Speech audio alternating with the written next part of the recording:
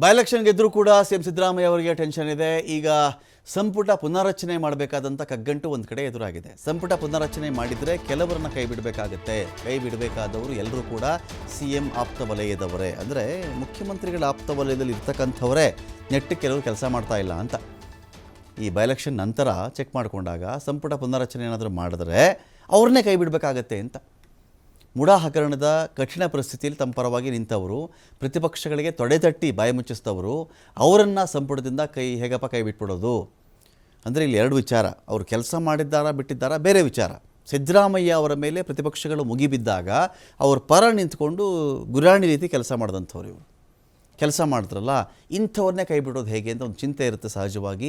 ಇನ್ನು ಸಚಿವ ಸ್ಥಾನಕ್ಕೆ ಆಸೆ ಇಟ್ಕೊಂಡವರು ಕೂಡ ಸಿ ಎಂ ಪರವಾಗಿ ಬ್ಯಾಟಿಂಗನ್ನು ಮಾಡ್ತಾ ಇದ್ದಾರೆ. ಅವರನ್ನು ಸಿದ್ದರಾಮಯ್ಯ ಅವರನ್ನೂ ಕಡೆಗಣಿಸುವಂತಿಲ್ಲ. ಆಯಿತು, ಮಿನಿಸ್ಟರ್ ಆಗಿದ್ದವರು ಡಿಫೆಂಡ್ ಮಾಡಿಕೊಂಡ್ರು, ಅದೊಂದು ಭಾಗ. ಇನ್ನು ಕೆಲವರು ಏನು ಮಿನಿಸ್ಟ್ರು ಆಗಿಲ್ಲ, ಏನೂ ಆಗಿಲ್ಲ, ಆದಾಗ್ಯೂ ಸಿದ್ದರಾಮಯ್ಯ ಅವರಿಗೆ ಸಪೋರ್ಟ್ ಮಾಡಿದ್ದಾರೆ, ಅವ್ರನ್ನ ಬಿಡೋಕ್ಕಾಗಲ್ವಲ್ಲ. ಹೀಗಾಗಿ ಇಕ್ಕಟ್ಟಿಗೆ ಸಿಕ್ಕಾಕೊಂಡಿದ್ದಾರೆ ಸಿ ಎಂ ಸಿದ್ದರಾಮಯ್ಯ ಅವರು.